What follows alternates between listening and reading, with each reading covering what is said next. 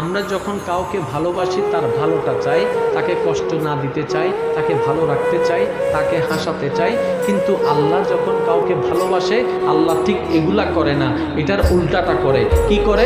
আল্লাহ যাকে ভালোবাসে তাকে কষ্টতে রাখে, আল্লাহ যাকে ভালোবাসে তাকে দুঃখের মধ্যে ফেলে, আল্লাহ যাকে ভালোবাসে তার চোখ দিয়ে অশ্রু ঝরায়, আল্লাহ যাকে ভালোবাসে তাকে কলঙ্কর স্বীকার করায়, আল্লাহ যাকে ভালোবাসে শরীরের কষ্ট বাড়ায় দেয়, আল্লাহ যাকে ভালোবাসে অপমানের গলা তার গলায় পড়ায় দেয়, আল্লাহ যাকে ভালোবাসে দুশ্মনী তার পিছনে বেড়ে যায়, আল্লাহ যাকে ভালোবাসে তার পায়ের নিচে কাঁটা ফুলে, আল্লাহ যাকে ভালোবাসে এদিকে অত্যাচার ওদিকে অত্যাচার, এদিকে অত্যাচার ওদিকে অত্যাচার। ও মওলা, তুমি না আমাকে ভালোবাসো, তাহলে এত কষ্ট দিচ্ছ কেন?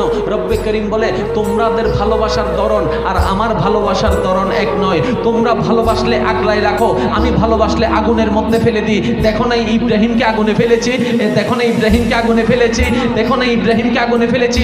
ইব্রাহিম আমাকে ভালোবেসেছে, মহাব্বত করেছে, আমি ইব্রাহিমকে আগুনের কুণ্ডলিতে ফেলে দিয়েছি। ইউনুস আমার প্রেমে পাগল হয়েছে, মাছের পেটের মধ্যে তাকে ধাক্কা দিয়ে ফেলে দিয়েছি।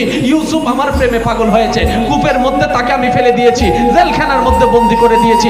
আদম আমাকে ভালোবেসেছে, কান্নার পর কান্না করেছি। আইয়ুব আমাকে ভালোবেসেছে, তার সারা শরীরে রোগ দিয়েছি। ও মাওলা, তুমি এমন করো কেন?